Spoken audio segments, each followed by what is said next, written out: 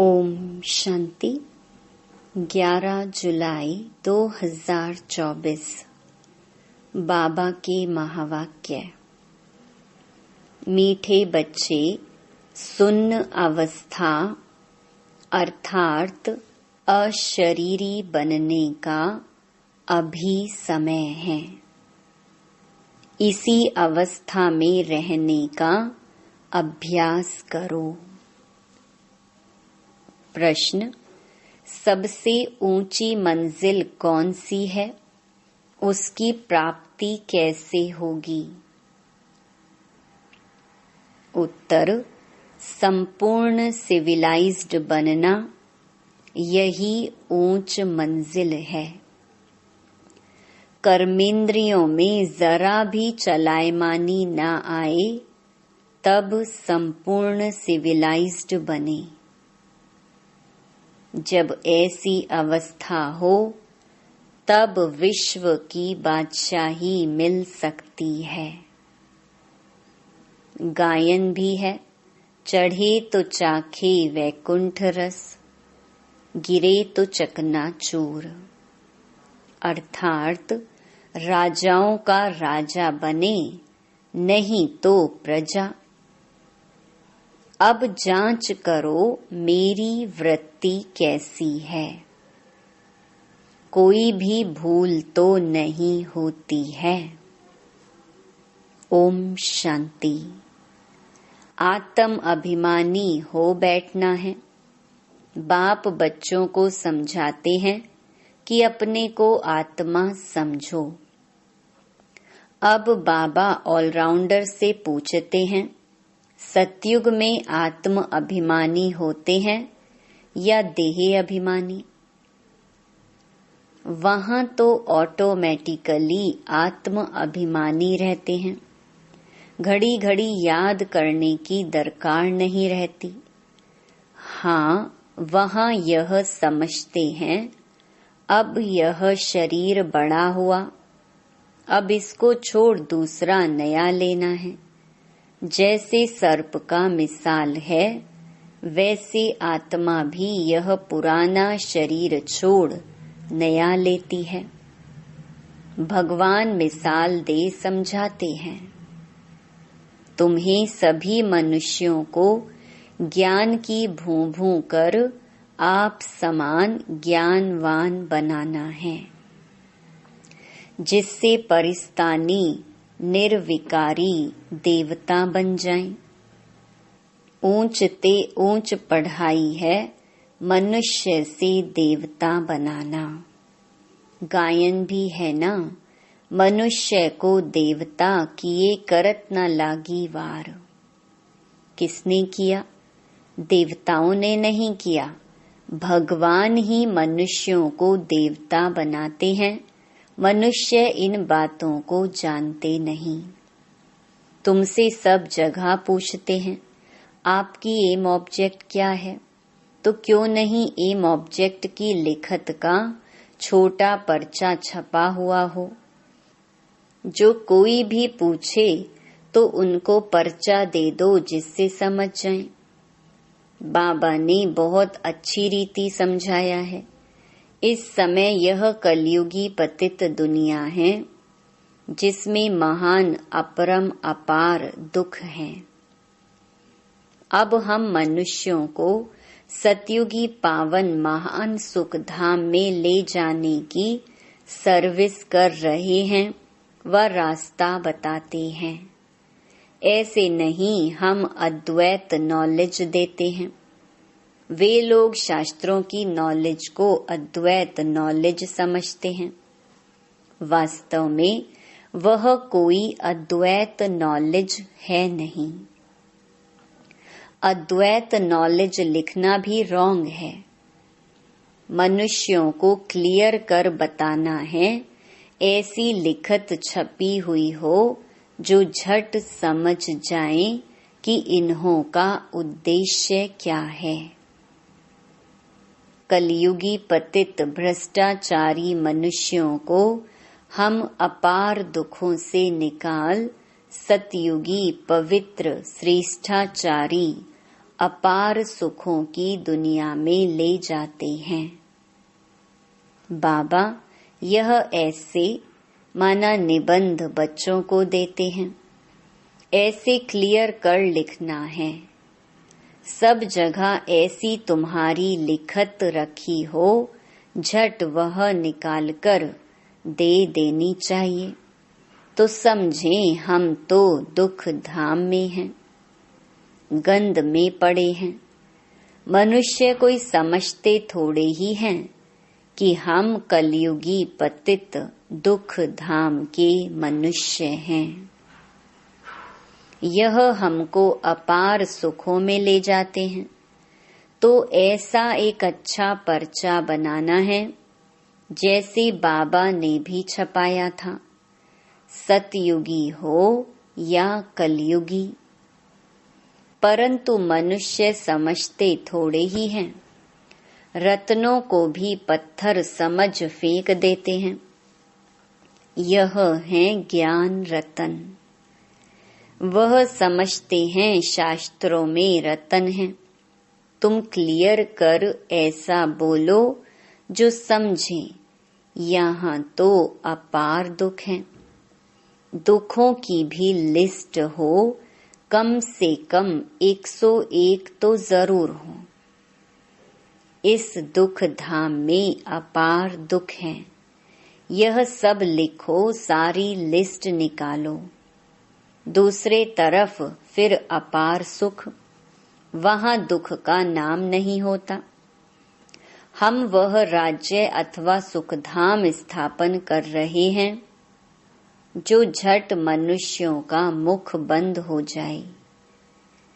यह कोई समझते थोड़े ही हैं कि इस समय दुख धाम है, इसको तो वह स्वर्ग समझ बैठे हैं। बड़े बड़े महल, नए नए मंदिर आदि बनाते रहते हैं। यह थोड़े ही जानते हैं कि यह सब खत्म हो जाने हैं। पैसे तो उन्हों को बहुत मिलते हैं रिश्वत के। बाप ने समझाया है, यह सब है माया का, साइंस का घमंड। मोटरें, एरोप्लेन आदि यह सब माया का शो है।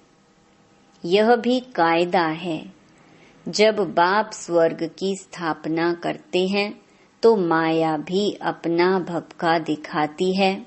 इसको कहा जाता है माया का पॉम्प। अब तुम बच्चे सारे विश्व में शांति स्थापन कर रहे हो। अगर माया की कहाँ प्रवेशता हो जाती है तो बच्चों को अंदर खाता है। जब कोई किसके नाम रूप में फंस पड़ते हैं तो बाप समझाते हैं, यह क्रिमिनलाइज है। कलयुग में है क्रिमिनलाइजेशन, सतयुग में है सिविलाइजेशन। इन देवताओं के आगे सब माथा टेकते हैं। आप निर्विकारी, हम विकारी, इसलिए बाप कहते हैं हरेक अपनी अवस्था को देखें। बड़े बड़े अच्छे महारथी अपने को देखें। हमारी बुद्धि किसके नाम रूप में जाती तो नहीं। फलानी बहुत अच्छी है, यह करें, कुछ अंदर में आता है। यह तो बाबा जानते हैं, इस समय संपूर्ण सिविलाइज्ड कोई है नहीं। जरा भी चलायमानी ना आए, बहुत मेहनत है। कोई विरले ऐसे होते हैं, आंखें कुछ न कुछ धोखा जरूर देती हैं। ड्रामा किसकी सिविलाइज्ड जल्दी नहीं बनाएगा। खूब पुरुषार्थ कर अपनी जांच करनी है, कहाँ हमारी आंखें धोखा तो नहीं देती हैं। विश्व का मालिक बनना बड़ी ऊंची मंजिल है। चढ़े तो चाखे वैकुंठ रस, अर्थात राजाओं का राजा बनते, गिरे तो प्रजा में चले जाएंगे। आजकल तो कहेंगे विकारी जमाना है, भल कितने बड़े आदमी हैं, समझो क्वीन हैं, उनके अंदर भी डर रहता होगा कि कहाँ कोई हमें उड़ा न दे। हर एक मनुष्य में अशांति है। कोई कोई बच्चे भी कितनी अशांति फैलाते हैं। तुम शांति स्थापन कर रहे हो तो पहले तो खुद शांति में रहो, तब दूसरे में भी वह बल भरे। वहां तो बड़ा शांति का राज्य चलता है। आंखें सिविल बन जाती हैं तो बाप कहते हैं अपनी जांच करो, आज मुझ आत्मा की वृत्ति कैसी रही। इसमें बहुत मेहनत है, अपनी संभाल रखनी है। बेहद के बाप को भी सच कभी नहीं बताते हैं। कदम कदम पर भूलें होती रहती हैं। थोड़ा भी उस क्रिमिनल दृष्टि से देखा, भूल हुई, फौरन नोट करो। 10-20 भूलें तो रोज करते ही होंगे जब तक अभूल बने, परंतु सच कोई बताते थोड़े ही हैं।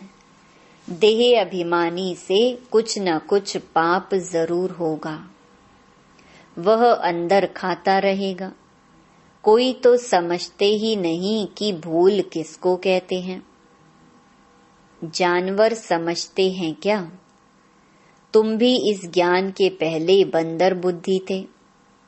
अब कोई 50%, कोई 10%, कोई कितना चेंज होते जाते हैं। यह आंखें तो बहुत धोखा देने वाली हैं। सबसे तीखी हैं आंखें। बाप कहते तुम आत्मा अशरीरी आई थी, शरीर नहीं था। क्या अभी तुमको पता है कि दूसरा कौन सा शरीर लेंगे, किस संबंध में जाएंगे? मालूम नहीं पड़ता। गर्भ में सुन्न ही सुन्न रहते हैं। आत्मा बिल्कुल ही सुन्न हो जाती। जब शरीर बड़ा हो तब पता पड़े। तो तुमको ऐसा बनकर जाना है।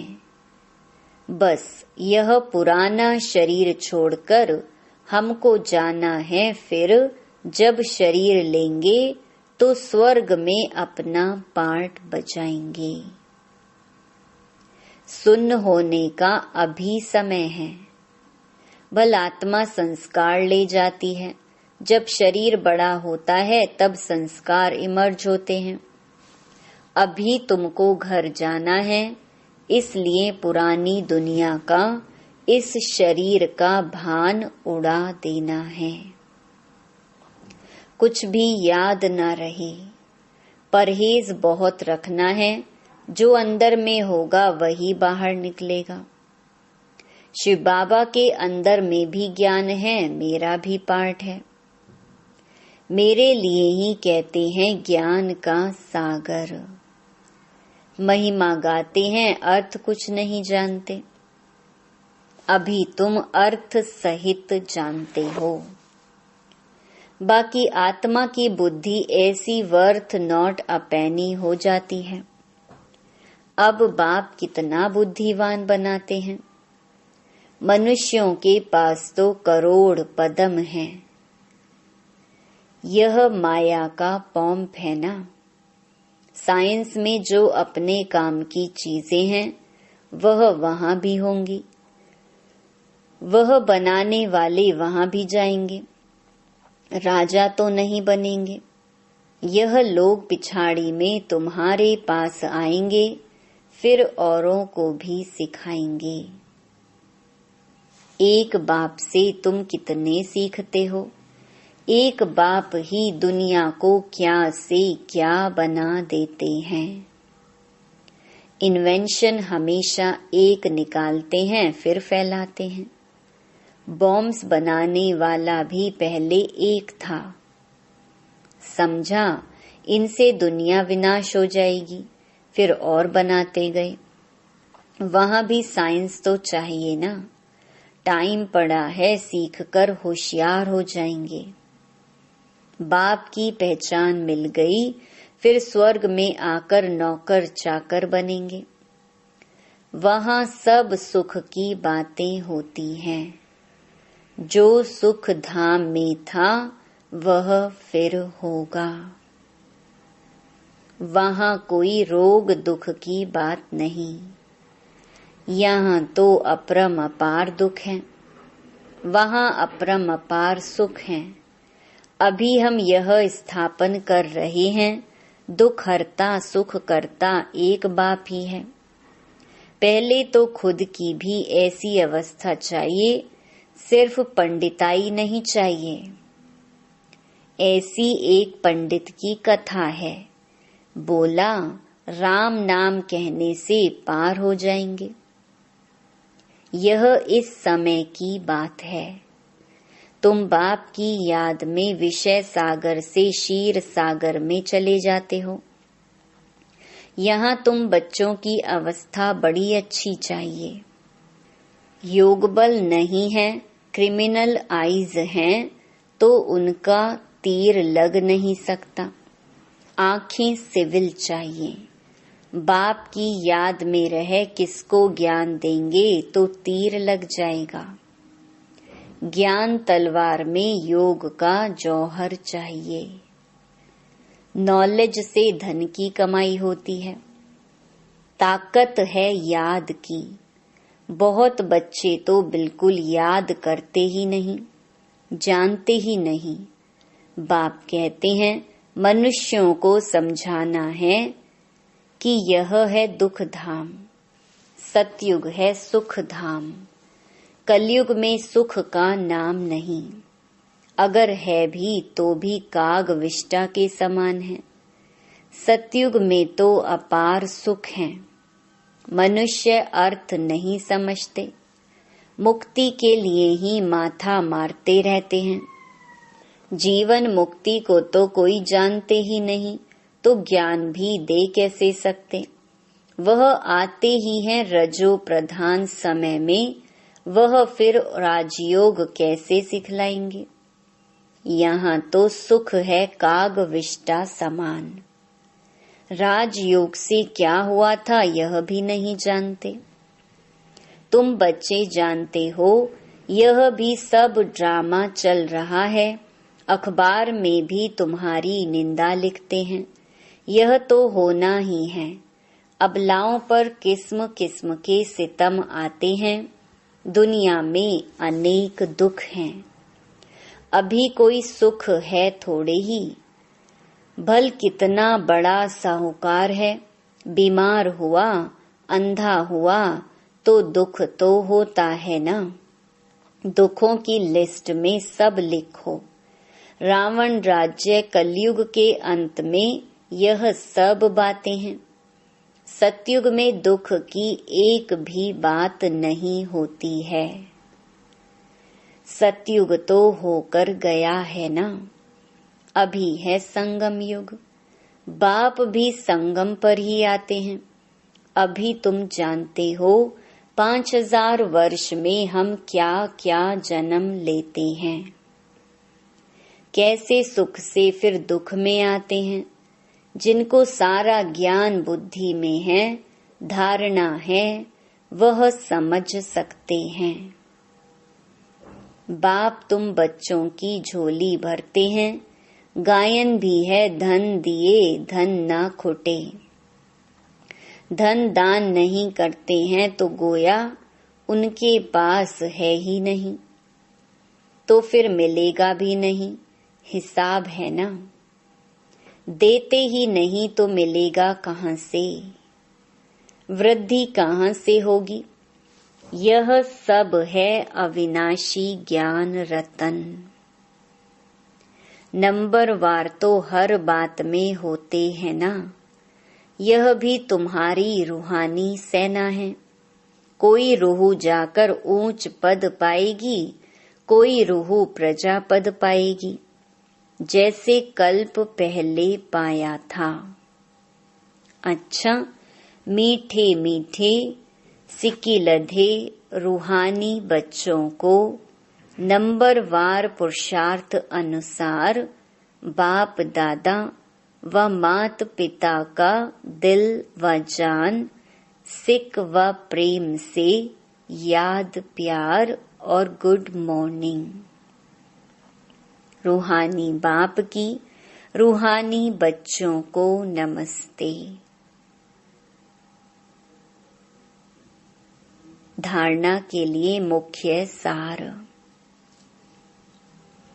पहला, अपनी संभाल करने के लिए कदम कदम पर जांच करनी है कि ए, आज मुझ आत्मा की वृत्ति कैसी रही।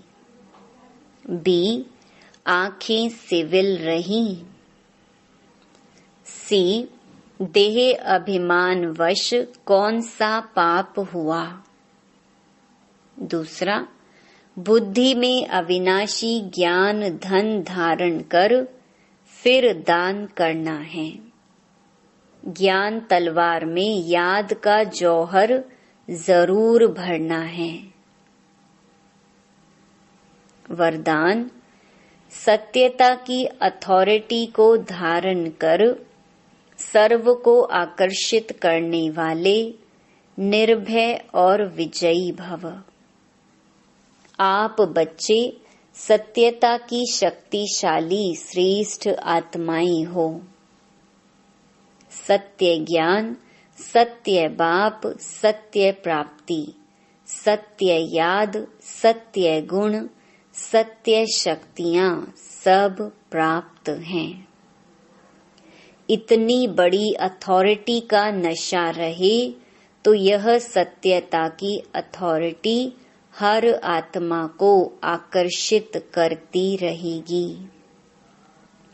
झूठ खंड में भी ऐसी सत्यता की शक्ति वाले विजयी बनते हैं। सत्यता की प्राप्ति खुशी और निर्भयता है। सत्य बोलने वाला निर्भय होगा, उनको कभी भय नहीं हो सकता। स्लोगन, वायुमंडल को परिवर्तन करने का साधन है पॉजिटिव संकल्प और शक्तिशाली वृत्ति। ओम शांति।